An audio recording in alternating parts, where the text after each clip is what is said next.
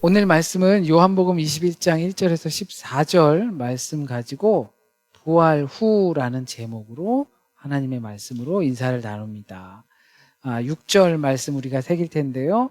이르시되 그물을 배 오른편에 던지라. 그리하면 잡으리라 하시니 이에 던졌더니 물고기가 많아 그물을 들 수 없더라.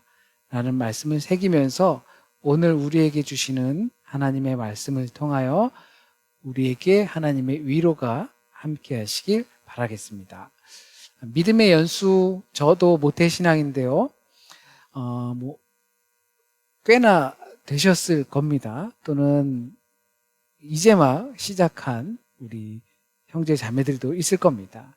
근데 그 긴 10년, 20년, 30년 그 믿음의 연수 중에서 그 믿음을 포기하고 싶었던 적이 혹시 있었을까 싶어요. 저는 소위 말하면 부름받은 목회자입니다. 사람들이 그렇게 부르니까 그렇죠. 네, 오늘 마이크가 상당히 그래서 부름받은 목회자이지만 그만둬야 하나라는 생각이 들기도 합니다. 아무래도 이상합니다. 제가 핸드마이크를 들고 하겠습니다. 네.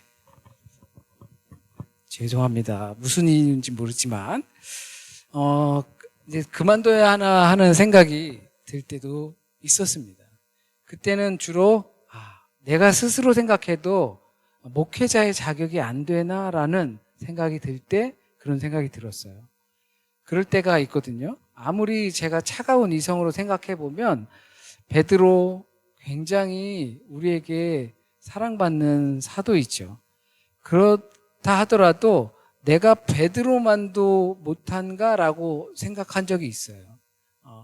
베드로의 복음서에서 나타나는 모습, 그리고 사도행전에서 나타나는 모습, 그리고 사도 바울에게 야단 맞는 모습들, 이것들을 보게 되면 그래도 베드로보다 내가 좀 괜찮은 것 같은데 못하진 않은 것 같은데 라는 생각이 들 때가 있습니다.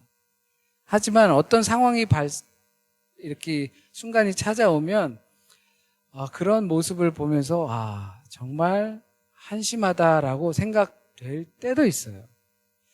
나름대로 목회자라고 하면 어떤 이상적인 생각, 목회자 상을 갖고 있기 때문에 내가 그런 수준이 안 된다는 것을 느끼게 되면 여기는 내가 있을 자리가 아닌가 보다라는 생각이 들긴 합니다.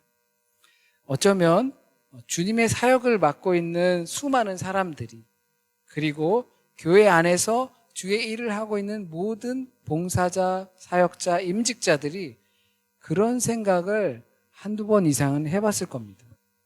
오늘 본문 속의 베드로가 어쩌면 제가 이렇게 설명드린 이런 부분에 처해 있는 것이 아닐까 싶습니다. 요한복음은요, 20장에서 원래는 끝이 났습니다. 그래서 30절, 31절 이 말씀을 보면 요한복음을 쓴 목적에 대해서 설명하고 사실상은 끝났어요. 그래서 주님께서 빗장을 잠그고 있는 제자들에게 직접 찾아가 주시고 너희에게 평강이 있을지어다. 성령을 받으라. 라고 말씀해 주셨습니다. 그런데 갑자기 이 21장이 새롭게 등장했어요. 마치 영화가 다 끝나고 엔딩 크레딧이 막 올라올 때 거기에서 영화를 찍을 때 어떤 일이 있었는지 보는 게 더 재미있는 것처럼 그렇게 마지막 이 21장이 등장합니다. 그런데 이유는 모르지만 베드로는 지금 고향에 와 있어요. 21장 후반부에는 주님께서 그 베드로에게 내 양을 먹이라라고 권고하십니다. 왜 이와 같은 상황이 벌어졌을까요? 왜 부활을 경험한 제자들이 낙향하여 고향으로 돌아와 주님 만나기 전에 그 자리로 돌아갔을까요? 하나님의 임재를 경험하지 못하면서 사역을 했다든지, 아니면 주님의 동행하심을 경험하지 못했다든지, 여러 가지 영적인 이유들이 있을 겁니다. 이유는 여러 가지가 있을 수 있겠지만 어떻게든 이런 상황에도 우리도 처할 수 있다는 겁니다. 우리 스스로를 그래서 돌아보길 바랍니다. 우리가 베드로와 같은 상황을 언제 만났었는가? 스스로에게 실망했을 때 그런 적이 있을 수 있습니다. 지쳤을 때 그럴 수 있습니다. 모든 것이 다 소진된 듯한 느낌이 있을 때 그럴 수 있습니다. 불이라는 건 계속 타려면 산소가 무엇보다 공급이 돼야 합니다. 숨이 계속 공급이 돼야 꺼지지 않습니다. 연탄불 떼보셨죠? 연탄불 뗄 때 연탄 구멍이 있으니까 조금 오래 떼기 위해서, 모르시는 분들도 계시죠? 연탄 구멍들이 막 있는데 거기 불이 펴지면 그 연탄 윗장을 구멍에 똑같이 맞추면 바람이 잘 통해서 연탄이 잘 타거든요. 그러면 지글지글 끓죠. 근데 그거를 살짝 반 바퀴만 돌리면 구멍들이 살짝 틈만 나요. 그러니까 천천히 타요. 그래서 밤에 뗄 때는 그렇게 돌려서 천천히 타게 합니다. 숨 구멍이 막히면 불은 타지 않습니다.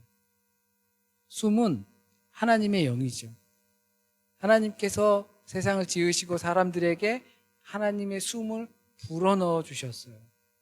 그래서 그 영적인 공급이 없으면 결국은 지쳤을 때 꺼져버리게 됩니다.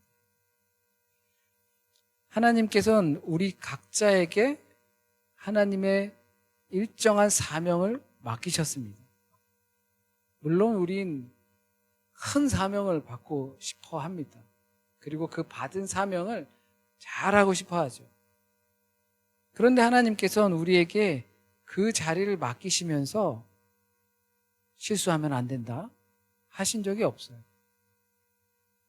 어떤 분들은 예배는 하나님께 드리는 거기 때문에 틀리면 안 된다.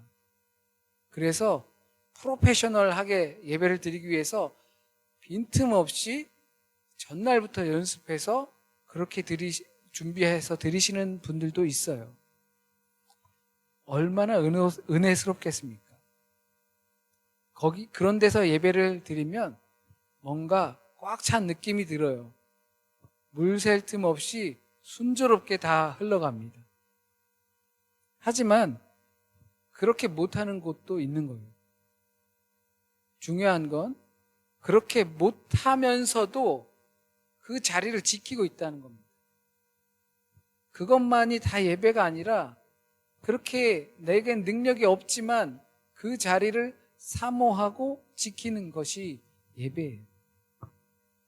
우리는 일을 잘하고 싶지만 주님께서는 우리에게 사명, 곧 일을 맡기신 게 아니에요.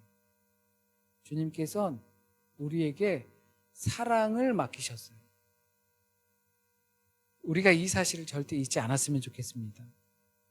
일이 아니라 사랑이에요. 만약 우리가 이처럼 영적인 번아웃이 발생했다면 어떻게 해야 할까요? 실패와 좌절로 또 여러 가지 이유로 내가 낭망한 상태에 있다면 어떻게 하면 좋을까요? 무엇을 하시겠습니까? 대본에 아마 기도를 떠올리실 거예요. 그렇다면 베드로가 기도를 안 했을까요? 했겠죠. 기도하는 방법이 잘못됐군요. 베드로가 고향으로 갔다는 건 마치 출세해보고자 고향 땅을 다 팔아서 서울로 올라갔는데 거기서 사업이 실패해 기댈 곳이 없어서 마음의 안식처인 어머니 집으로 들어온 것 같다는 생각이 듭니다. 고향은 아무도 없어도 아무리 많이 변했어도 우리에게 이와 같은 안정감을 줍니다. 한국을 혹시라도 가보시면 옛날 그곳이 더 이상 아니에요. 그럼에도 그곳을 가면 내 고향이라는 생각 때문에 안정감을 갖습니다. 베드로의 낙향은 서울 생활을 지쳐서 실패하고 쓰러져서 허기진 마음을 채우기 위해 지친 몸과 마음을 이끌고 고향으로 돌아온 것처럼 보입니다. 그러니까 우리가 이처럼 지치고 쓰러졌을 때, 영적인 소진이 있을 때 할 수 있는 건 베드로처럼 고향으로 가는 겁니다. 나를 지금 있게 했던 처음 그곳으로 돌아가는 겁니다. 영적인 고향으로 돌아갈 때에 거기서 회복하여 시작할 수 있습니다. 베드로는 그 고향 땅 디베랴 호숫가의 갈릴리 바다에 많은 추억이 있습니다. 먼저는 주님과 그리고 그 동료 제자들과 함께 있었던 추억이 가장 크겠죠. 누가복음 5장에 보면 주님의 명령을 따라서 깊은 곳에 던져라 해서 오늘 본문처럼 깊은 곳에 던져서 많은 물고기를 잡은 이야기가 나옵니다. 오늘 본문이 딱 그 장면과 같이 오버랩이 됩니다. 누가는 베드로가 처음 주님을 만났을 때 이와 같은 경험을 했고, 요한은 다시금 돌아갔을 때 그곳에서 이와 같은 경험을 한 것입니다. 우리도 그런 자리, 그리고 그런 추억이 있습니다. 물론 그때 느낌, 그리고 지금 느낌, 상황 완전히 다릅니다. 나이도 많이 먹었고, 그래서 몸도 많이 변했고, 그래서 생각만큼 따라오지도 않습니다. 그렇지만 지금 나를 있게 한 그 날의 추억은 분명히 있을 겁니다. 베드로는 장소를 옮긴 게 아니라 이 생각을 그 추억으로 옮긴 겁니다. 처음 주님을 만나서 그곳에서 주님을 경험했었던 그 추억으로 돌아간 겁니다. 그렇다면 우리도 그곳으로 가야 합니다.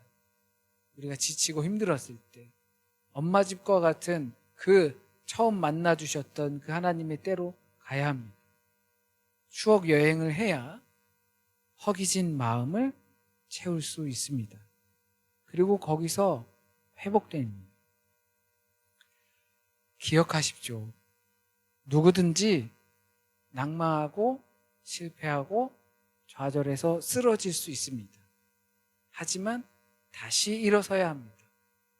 그러기 위해서 처음 주님을 만났던 그곳을 추억해 보면 좋겠습니다. 첫사랑의 때를 추억하면 좋겠습니다. 그때 그 일을 하는 것이 우리의 목적이 아닙니다. 그때 내가 하던 그 일을 다시 힘을 얻어서 하는 것이 우리의 목적이 아닙니다. 실패로 인해 낭망하였다고 해서 모든 것이 끝이 아니라는 것. 다른 모습으로 우리를 다르게 사용하신다는 사실을 깨닫는 겁니다.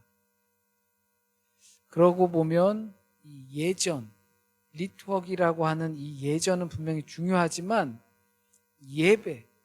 예배는 별거 없습니다.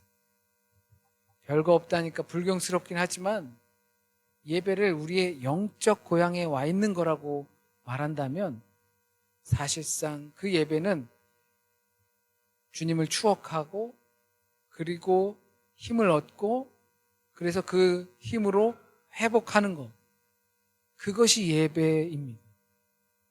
그래서 우리의 예배의 자리가 형식을 갖춘 예배든 아니면 삶의 자리에서 주님과 함께하는 예배든 이 모든 것이 우리를 주님 그때를 기억하며 생각하며 그래서 주님으로부터 힘을 얻고 회복되어지는 것, 그것이 예배입니다. 우리의 예배, 지금 이 함께 모여서 드리는 이 예배가 주님을 추억하는 것, 그 기억으로 힘을 얻고 용기를 내는 그런 자리가 되었으면 합니다.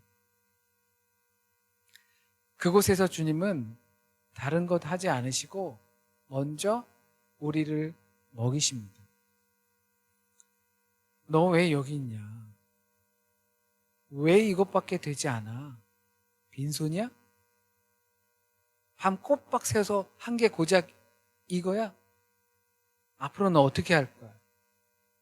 이렇게 묻지 않으시고 밤새 고생했으니 와서 밥을 먹으라고 하십니다. 야, 너 밤새 고생했는데 아무것도 못 잡았으니 보는 나도 속이 참 안쓰러운데 행한 너는 얼마나 안쓰럽겠니? 얼마나 힘들어. 손에 쥐인 것도 아무것도 없으니 빈손으로 또 집에 가야 된다면 얼마나 힘들겠니? 우선 와서 먹고 힘내자. 다시 가자. 그저 따뜻한 식사를 준비해 주시고 지친 몸과 마음을 먼저 위로해 주십니다. 마치 어머니의 손길 같습니다. 이것이 주님께서 우리를 회복시키는 방식입니다. 어쩌면 이것이 영적인 돌봄의 과정이라 느껴집니다. 우리의 양식이 되시는 주님의 말씀, 어머니 같은 위로의 손길, 그것이 고향을 추억하며 그곳에 머무르는 이유가 아닐까 싶습니다. 이런 주님과의 깊은 영적인 만남과 교제가 있어야 우리의 지친 몸과 마음이 회복됩니다. 우리도 그래서 그렇게 밥을 먹는 겁니다. 그러니까 지금 여기에 있는 모든 사람은 베드로와 같다고 볼 수가 있어요. 오늘 말씀을 정리합니다. 누구든 지칠 수 있습니다. 제자들도 그랬어요. 그러니까 괜찮습니다. 완벽해지는 것 좋지만 완벽해지려다 상하지 마십시오. 빈 그물을 든 채로 주님께 나아가십시오. 있는 모습 그대로 주님께 나아가십시오. 농땡이 치라는 건 아니잖아요. 하지만 실패했다고 해서 주님께서 안 받아주시지 않아요. 빈손이라고 해서 주님께서 너 왜 그 모양이냐라고 하시지 않아요. 길을 잃었다면 처음 사랑의 자리로 돌아가서 다시 그물을 던지십시오. 그리고 무엇보다 주님이 준비하신 따뜻한 식사에서 위로를 받으십시오. 우리가 나누는 친구의 교제도 주님께서 마련해 주신 그 위로의 침묵의 식사가 되었으면 합니다. 우리에게 맡겨주신 것은 일이 아닙니다. 우리에게 부탁한 것은 사랑하라는 겁니다. 오늘 이 시간이 우리에겐 디베랴 호숫가의 식탁이 되기를 바랍니다. 주님께서 주시는 생선과 떡을 먹고 다시 일어설 힘을 얻어 각자의 삶의 자리로 나아가는 정말로 복된 주님의 자녀들 되시길 진심으로 축복하고 소원합니다. 아멘. 함께 기도드리겠습니다. 사랑과 은혜가 충만하신 하나님, 우리를 얼마나 사랑하시기에 주님의 독생자 외아들을 우리에게 주시기까지 그렇게 사랑해 주셨음을 우리가 지금 이 자리에서 마음으로 머리로 깨달습니다. 이 깨달음을 통하여 우리가 살아가는 이 세상 속에서 하나님의 그 지혜를 잊지 않고 살아갈 수 있도록 주여 인도하여 주옵소서. 오늘 이 시간 이곳에서 우리가 꼭 들어야 할 그 말씀만 우리의 생각과 마음속에 잘 자리 잡아 잘 뿌리 내리고 주님의 뜻을 따라 하나님의 열매를 맺게 주여 인도하여 주옵소서. 한 주간의 삶도 주님께 맡깁니다. 이 삶 가운데 우리에게 처한 정말 다양한 수많은 것들이 있습니다. 아픈 몸, 지친 몸, 그리고 해야 할 많은 일들, 그로 인해서 복잡한 머리, 앞날을 생각하며 계획하고 또 기도하다 또 포기하다를 반복하는 우리의 모습들이 있을 줄 압니다. 주님, 그 모든 것들 주님의 뜻을 따라서 우리가 맡기며 주님의 위로하심을 받으며 살아가는 한 주간이 될 수 있도록 주여 인도하여 주옵소서. 한 주간의 모든 삶도 주님께 맡기며 모든 말씀 우리 주님 예수 그리스도의 이름으로 기도드립니다. 아멘.